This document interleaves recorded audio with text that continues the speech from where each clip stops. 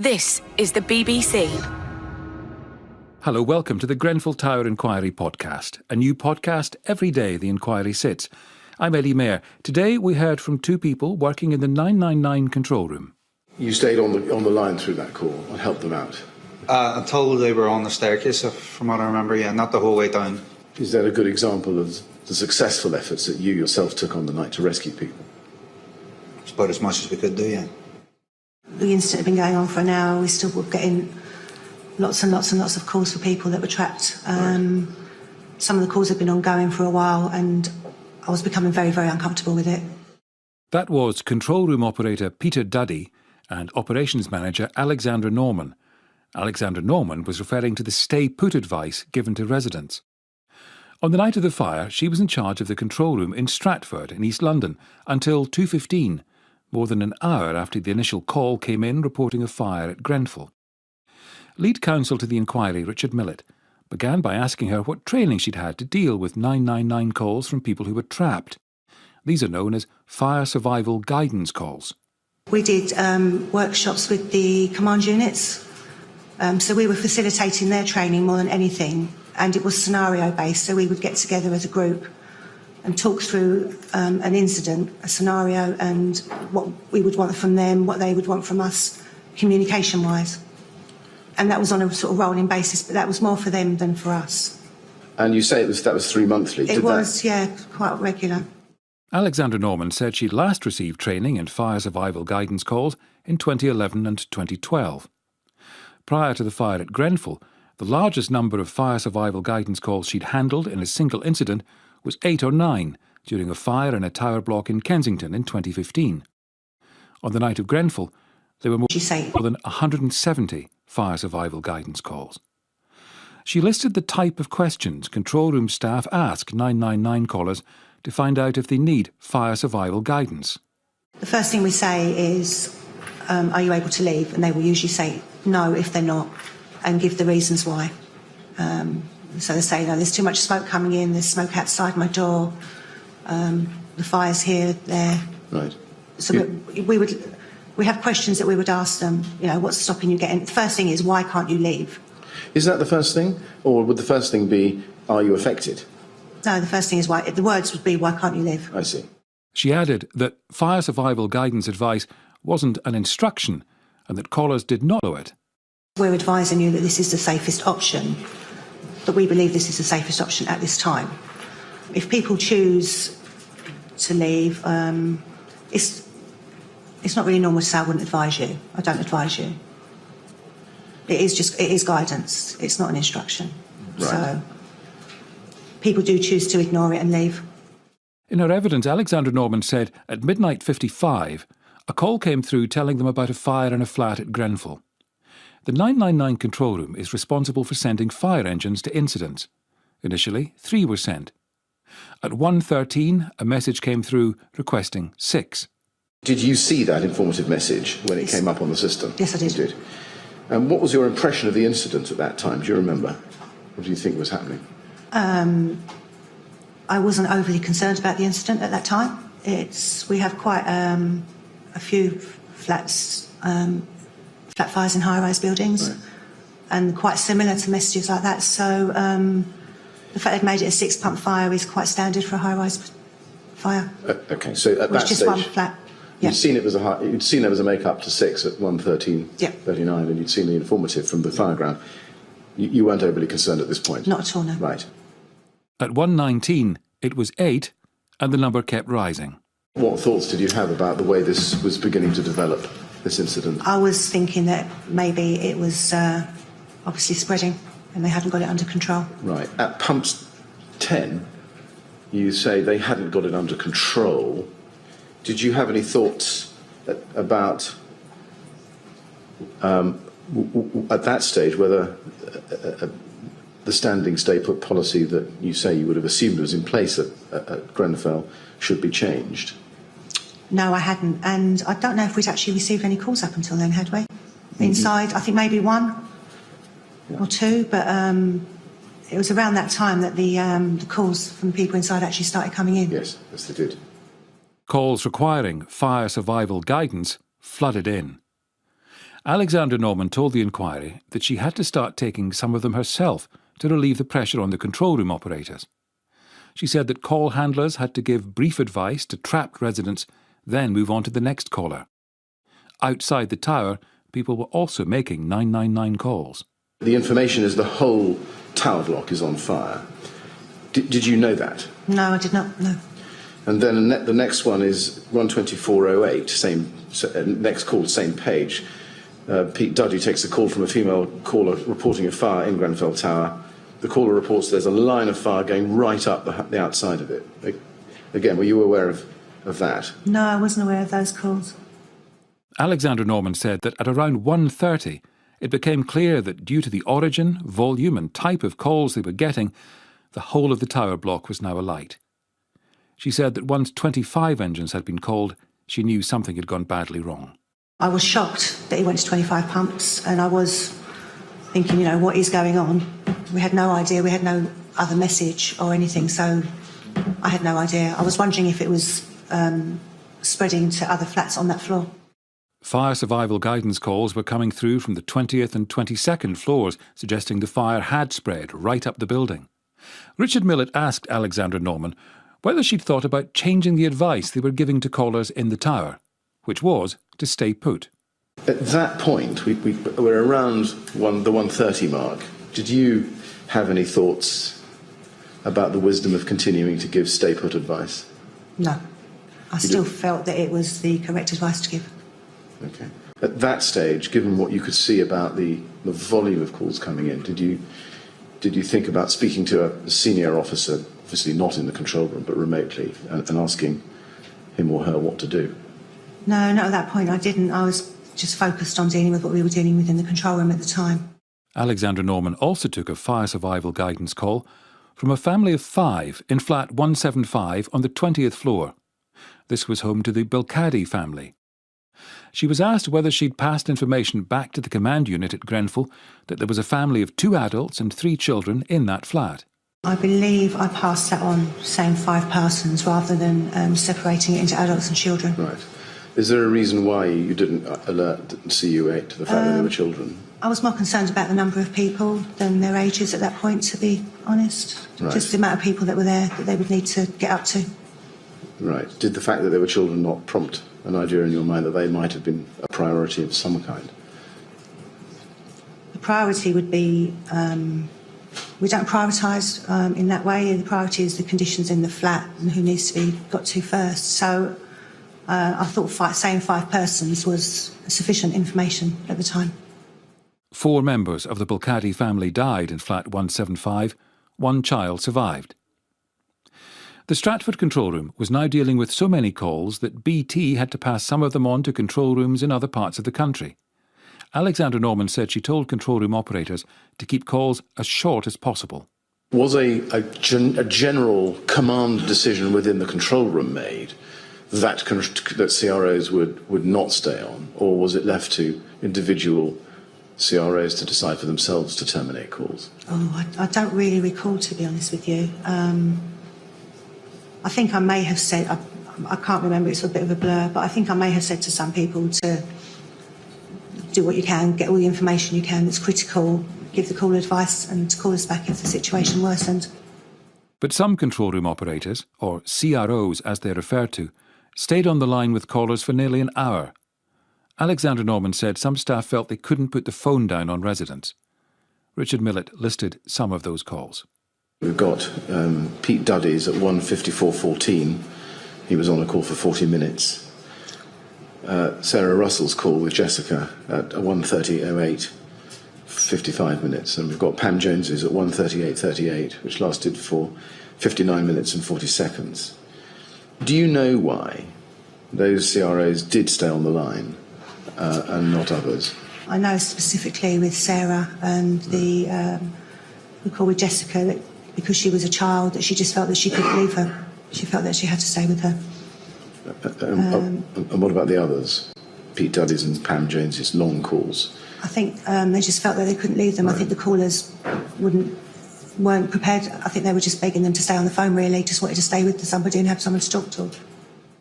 At 2:15, Senior Operations Manager Joanne Smith arrived at the control room and took charge. She decided to change the stay-put advice and tell residents to leave. This was around 2:30. If the stay-put advice changed, as we know it did, how else would callers who'd previously been called and told to stay put know that advice had changed unless they'd been called back by the control room? I know, that is a really hard one, but with the amount of calls we had on that night that was still incoming, and the amount of calls that we'd already received, and the amount of people that we actually had available in the control room, we wouldn't have been able to continue taking other 999 calls to recontact those callers. The hope would be, this is my personal feeling, that those callers would be calling us back to say their conditions were worsening. Right. So we could give them that advice. I see. So you were relying on them to call back in? At that point, yes. You're listening to the Grenfell Tower Inquiry podcast with EddieMair. Our email address is grenfellpodcast@bbc.co.uk. Control room operator Peter Duddy was the other witness to give evidence today. He started working for London Fire Brigade in 2015, but before Grenfell had never experienced an incident with multiple fire survival guidance calls. Throughout his evidence, Richard Millett talked Peter Duddy through a string of 999 calls which he took on the night of the fire. They started at 1:24. At this stage, all Peter Duddy knew was that the initial call had been to a fire in a flat on the 4th floor. The caller reports there's a line of fire going right up the outside of it. CRO Duddy informs the caller that the brigade is in attendance and additional resources are on their way. When you were told by this caller at this time, 1:24, that there was a line of fire going right up the outside of it, did you have any thoughts about fire spread, breach of compartmentation, or what the fire was doing? Not specifically. Quite a lot of time the information you get from callers can be inaccurate. Sometimes the smoke can look worse. The smoke could be going up, it's not actually the fire. Right. So it would have recorded it as a duplicate call, but I wouldn't have thought specifically on the way the fire spread that it did. Yeah. At 1:26, a resident reports that there's a fire in flat 186 on the 21st floor. Peter Duddy told the caller who'd left the building to remain outside. At 1:28, he took a call from someone on the 11th floor. Fire brigade, yeah, hi, I live at 82 Grenfell Tower, there's a fire, you're in attendance, but I'm stuck on the 11th floor and I don't know how to get out. And then you go, right, is there any smoke coming onto your property? Not at the moment, but if I open the door, there's smoke on the landing. There's smoke on the landing, okay, what floor are you on? And then you give some advice, keep the door closed, keep the smoke out. We don't see you exploring with the caller in that call as to how she might have been able to get out of the flat. She just says, I'm stuck, and you take that at face value, it seems. Is there a reason why that is? She also said there was no smoke on her property. So right. Her property wasn't directly involved in the fire, based on what was said there. Okay. He passed the details of the call to the radio operator, as he did with all the 999 calls from residents, but didn't consider it to be a fire survival guidance call. At 1:30, Peter Duddy talked to a resident on the 22nd floor. By this time, the fire had reached the top of the east side of the tower. We can see the call starts 3 lines down with the caller saying, we're all stuck on the top floor, the doors are not open. And that's repeated. And then you say, right, is there any smoke where you are? And you say, well, the whole place, inaudible smoke. Is there any smoke where you are now? Yes, there's smoke everywhere. You need to get right to the top. The fire's in our house and I'm on the 22nd floor. Everyone's on the 23rd. And then you say, OK, the fire's on the 5th floor, so you're well away from the fire, OK? No, it's not. It's in our flat. We ran out of our flat. It's broken into our kitchen. Right, is there a fire on your floor or is it smoke? Yes, exclamation mark, there's a fire. There's a fire on the 20th floor as well. Inaudible. OK, right. Now, just pausing there, is there a reason why, when you were told the fire was on the 22nd floor, you corrected the caller to say it's on the 5th floor, and then had a little bit of an argument with the caller about where the fire was? Well, quite often that they do believe in the upper floors that the fire's with them if they see the smoke.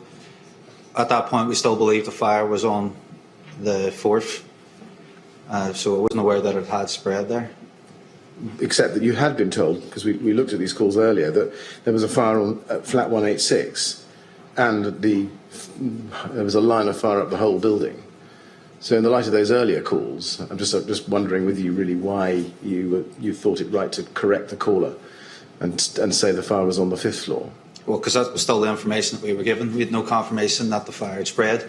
As I said earlier, sometimes information you get is inaccurate. Yeah, I just wonder if that's really right, though, given that at 1:26:54 you were told that a flat at 186 was affected by fire, and flat 82 on the 11th floor was affected by fire too. It was clear by that stage, I'm suggesting to you, that it was entirely possible that the fire had got all the way up to the top. Do you accept that? I accept it's possible, but it's just not something that we had confirmed. At 1:34, he talked to someone who said they were trapped in flat 192 on the 22nd floor. You say, OK, keep the smoke out of your flat, OK. We've got people coming up to you to the 22nd floor, OK. Did you know that for a fact? Well, that's the assumption we would have made once we passed information to the scene, that there's a plan in place to go and get them, which there was, right. I believe. But you didn't. Does it follow from that you didn't actually have confirmation from the incident ground that crews were on their way to the 22nd floor? No, we didn't have confirmation, no. At 1:37, he spoke to people in flat 113 on the 14th floor. We believe them to be Oluwase Talabi, his partner Rosemary, and their 4-year-old daughter. In the background, a smoke alarm was sounding, and they said smoke was coming in through the letterbox and filling the flat. They reported that they tried to leave the building, but had been forced back by the poor conditions in the stairwell. Peter Duddy advised them to block the door so that smoke couldn't get into the flat. Given the information that you were given, is there a reason why you didn't seek to explore with her more precisely what the smoke density was, what the conditions were like in the lobby or in the stairs? I think we were just been taking the assumption that it was bad smoke and just taking it as the word. Keep in mind there's probably 15, 20 calls that are waiting to get through this. So we're anxious to process as many calls as possible. By 1:44, 2 sides of the building were alight. A resident on the 12th floor phoned. Again, we see it starts. We're stuck in flat 95. OK, I was speaking, please help us, I've got 2 children.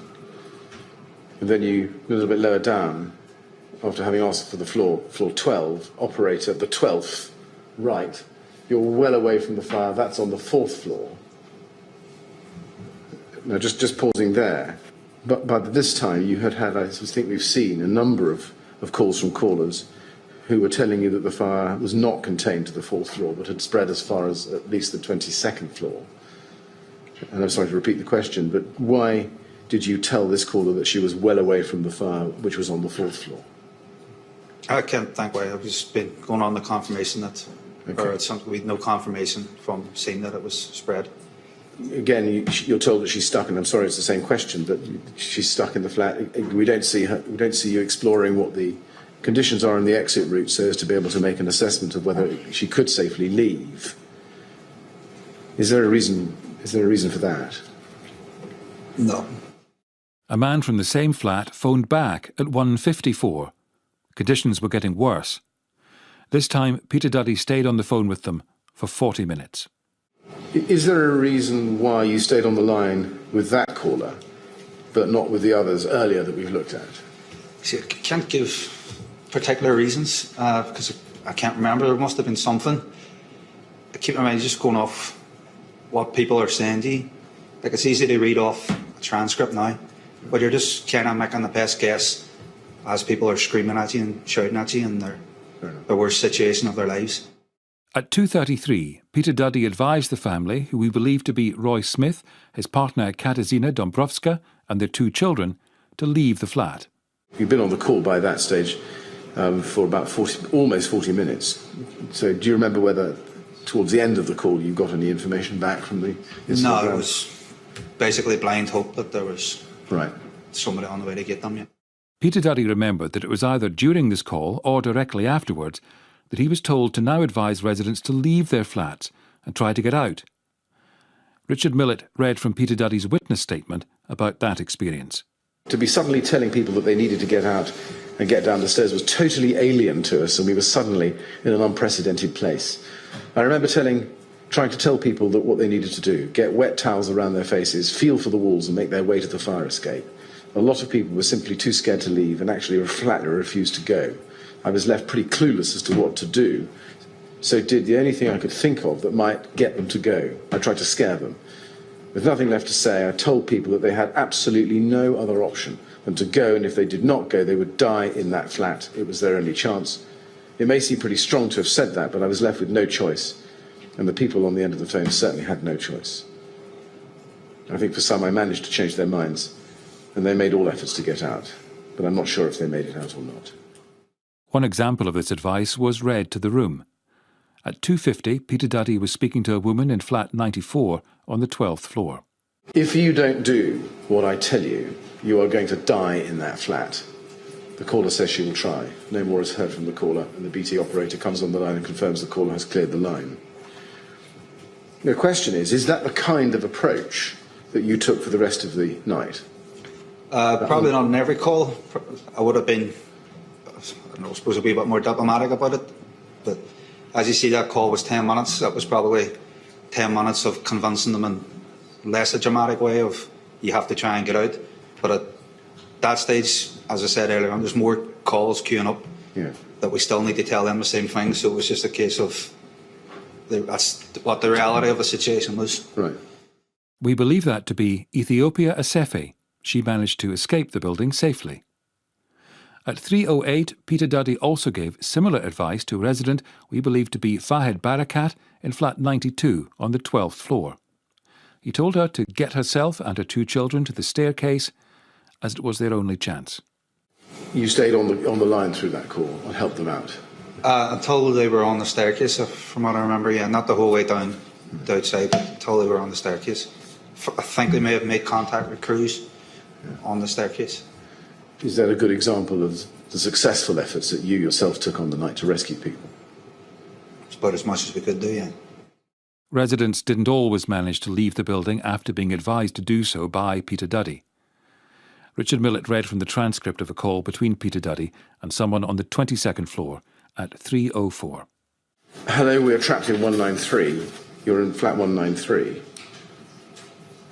Yeah, we couldn't get out. We tried, but the smoke couldn't even let us move 1 metre. And then you go on to say you need to cover your face with anything you can find. We tried, we can't. And then halfway down the page, you continue to say, you need to listen to me, this is your only chance, okay? You need to cover your face with whatever you can find, cover it with water and make it into the staircase. There's firefighters in the staircase, okay? We can't. Right, inaudible chance of getting out. We tried, but we can't. Send a helicopter or a ladder or something. Inaudible, try, okay. We couldn't. And it continues in that vein. Halfway down page 3, you say, this is your only chance.